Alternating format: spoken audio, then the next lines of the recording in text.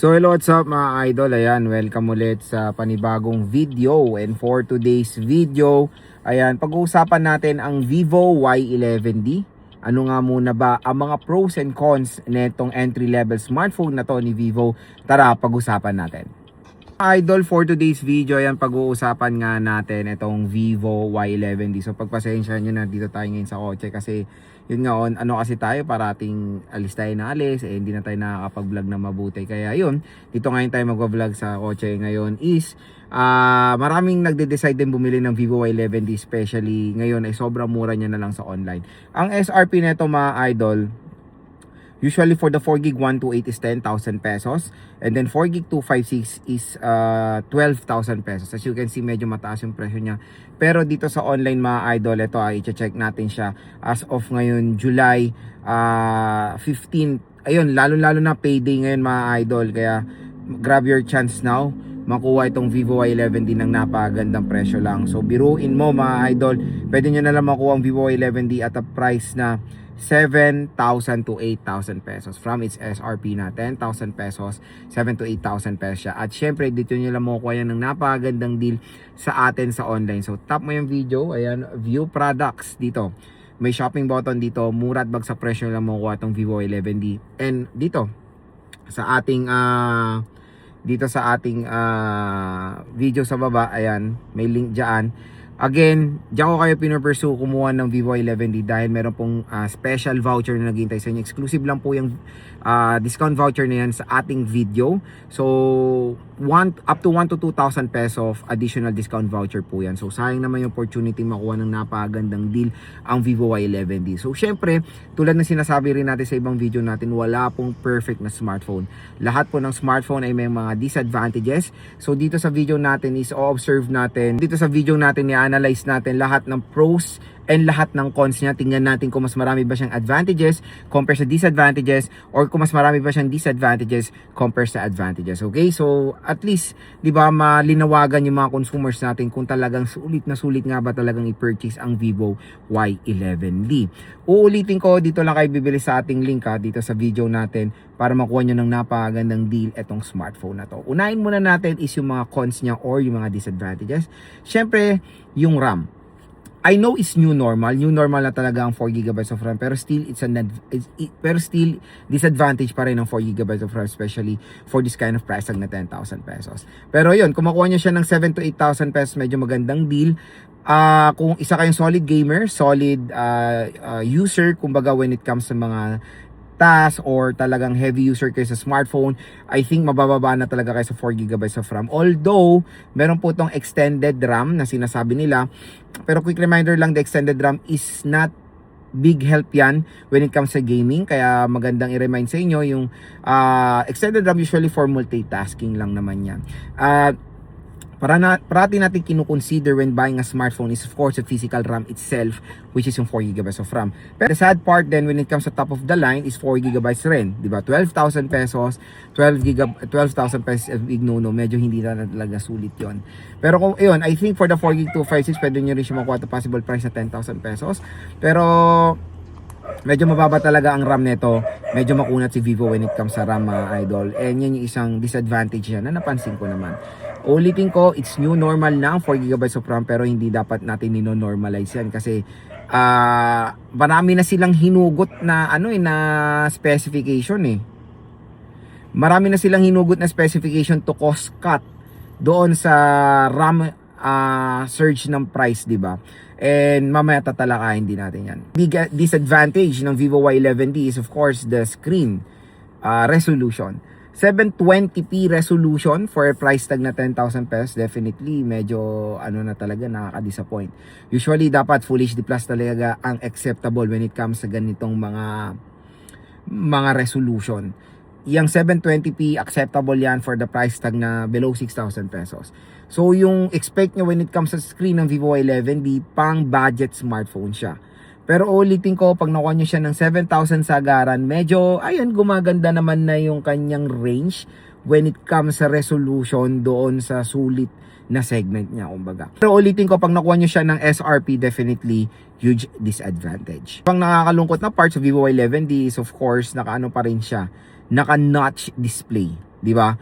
I think for this kind of price tag, dapat punch hole na. And ulitin ko, hindi siya malaking disadvantage, hindi siya malaking effect naman eh. Pero when it comes sa innovation, when it comes sa modern design, we need to adopt sa modern design ng smartphone na punch hole na. Hopefully Vivo will fix that, na mag punch hole naman na kayo, di ba? Ang tagal nyo na nagnanotch sa ganitong mga Y series nyo eh. Hopefully this time na or next year, maiba nyo na. Sunod yung processor. Real talk sa processor, yun yung pinaka disadvantage nitong Vivo Y11D. Unisoc T7225, my goodness gracious. Di man lang ginawang 7250. So ulitin ko ha, hindi po to perfect for gamers. Hindi po to perfect for heavy users. Pwede lang to for casual users. Gagamitin to for their work, for business. Ayun. Pero hindi ko siya mare-recommend for solid gaming. Medyo hindi po talaga maganda ang gaming performance na to, especially for this kind of processor na makuha nyo ng ganitong kamahal. Ulitin, sa ganitong presyo ng smartphone, dapat ang nakukuha na natin is Dimensity, MediaTek Helio G200, at least, di ba, Snapdragon na mga matataas sa processor, di ba, T7225, nakikita natin yan for a price tag na 4,000 pesos. So, yan yung isang nakaka-disappoint sa Vivo Y11D, pero marami siyang specs din ng mga ganda, pero yan yung isang nakaka-disappoint, mga idol. So, yun lang naman so far yung disadvantage na napansin ko sa Vivo Y11D. Next, ito tayo sa mga advantages niya. Medyo madami rin naman. Unang-una sa display ulit. So, yun nga, ang isang advantage niya rin sa screen, which is yung kanyang nits of brightness. Yan ang isang top priority ng mga consumers natin when buying a smartphone today, yung meron mataas na nits of brightness. Bakit? Usually, pag ginagamit natin sa outdoor, pag mababa ang brightness, din natin makita very hassle. Ito mga idol sa Vivo Y11D, mataas din naman ang nits of brightness niya. Pag gamitin nyo to outdoor, napakaganda, matutuwa yung mata nyo when using the smartphone. Dahil, yun na nga, even though HD plus 720p siya, mataas ang nits of brightness niya, bumabawi siya doon sa ganda ng screen brightness niya para tuloy gumaganda yung resolution lalo ng kanyang screen. Which is dun bumawi si Vivo Y11D. At ang maganda rin, 120Hz screen refresh rate itong smartphone na to. Next is, I know this is not a big advantage, pero syempre maganda na naka Android 16 na siya. At ito, kung gusto niyo ma-experience din yung new OS ni Vivo, especially when focusing sa AI, ito, naka Origin OS na po itong smartphone na to. Next, yung camera. For the main camera ng Vivo Y11D, maganda, malinaw, pero OLEDs tayo, yung isang disadvantage niya, yung front-facing camera is 5 megapixel. Medyo marami siyang noise when taking photos, especially kahit na nasa tayo, outdoor or maganda yung lighting condition. Pero when it comes sa rear camera, maganda naman yung 50 megapixel niya. Pasado naman niya for me for its price segment. Maganda rin sa Vivo Y11D is yung kanyang dual steer speakers. So, hindi lang yon, dual steer speaker siya, tapos meron pa siyang volume booster up to 200%. So kumbaga, when using this smartphone, makaka-experience kayo ng immersive sound dito sa device na to. Mabibigyan kayo nito ng napagandang sound experience. Advantage siya, pero nakaka-disappoint lang yung placement. Kasi dual steer speaker siya, parehong nasa taas. Isa nasa earpiece, tapos isa nasa tuktok, which is hindi na siya maganda ganun yung balance ng kanyang bass quality. Pero yung loudness nandoon naman siya. Kaya kung maglalaro kayo dito, asahan nyo, napakalakas ng speakers netong si Vivo Y11. Ang pinaka gusto ko sa mga Vivo smartphone, design and aesthetic. Karamihan pa rin ng mga consumers natin when buying a smartphone, top priority nila is of course design and aesthetic. Meron yan dito sa Vivo Y11D. Napakaganda ng design. Kaya kung gusto nyo ng isang smartphone na merong outstanding design, ito na ang magandang i-recommend sa inyo, mga idol. Ang ganda nung kanyang effect when it comes sa back cover. Paniguradong eye catcher siya. Kaya kung i-rate ko ang design nito, 1 ang lowest and ang highest, ang score ko dito is perfect 10. Tulad na sinasabi ko rin sa mga ibang review ko sa mga Vivo smartphone, mapa entry, mapa budget, mapa mid-range, mapa flagship, lahat po ng mga design ng Vivo gustong gusto ko. Which is, syempre magandang i-recommend din sa mga consumers natin. At ito rin ang top na advantage of course ng Vivo Y11D, battery performance. Kung naghanap rin kayo ng isang smartphone na mayroong malaking battery, makunat na battery, ito na maganda i-recommend sa inyo. Ang laki ng battery nito, 6,500 mAh battery capacity.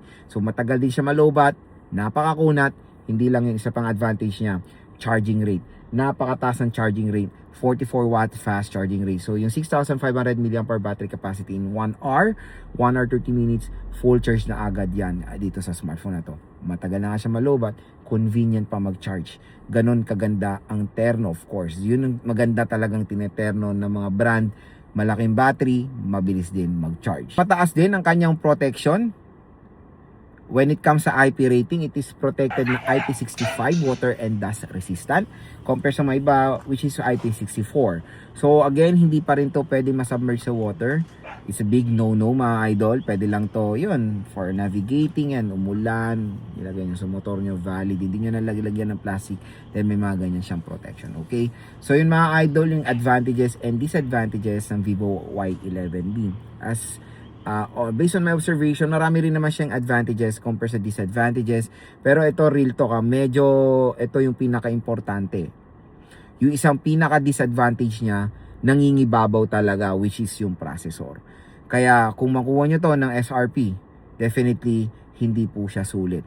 Kung makuha nyo siya ng sale price, kung makuha nyo siya ng bagsak pressure sale price, medyo sulit naman kasi marami naman siya advantages. Pero ulitin ko, hindi ko po siya marerecommend sa mga solid gamers at yung mga heavy users natin. Yung T7225, hindi naman yan mabagal na overall processor. Hindi naman siya poor performance when it comes sa multitasking and all. Gaming, it can do casual gaming. Okay na okay yan. Kaya yun mga idol, when it comes sa Vivo Y11D, maganda lang siyang i-recommend.